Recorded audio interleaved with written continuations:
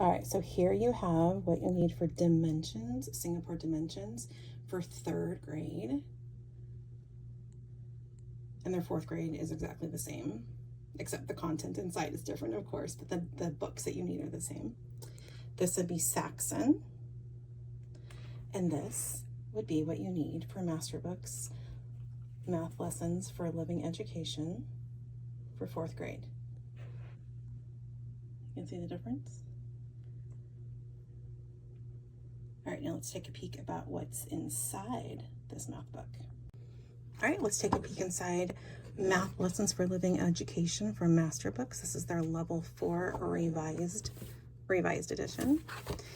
So over here on the right, you've got your scope and sequence.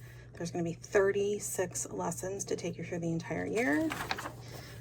But before you get started, I think it's really important to read these first things in the beginning because it gives you a really good little overview of the way things should be working, your objectives for the entire course. This explains the philosophy behind this series of books and also gives you some tips on how to grade things. You want to look at your supply list. This is a really good explanation of how to use everyday manipulatives. And then you've got your first semester suggested daily schedule. So I like this. It's got your whole schedule laid out, and then you can just put your grades in right here. So that's all there. Then it goes right to it. So every lesson starts off with a story. And then you're going to have 5 exercises for the week. Story, this would be week 2. You get 5 exercises. So it does that for your 36 lesson. This, you would use these in conjunction with the supply list that you have in the front.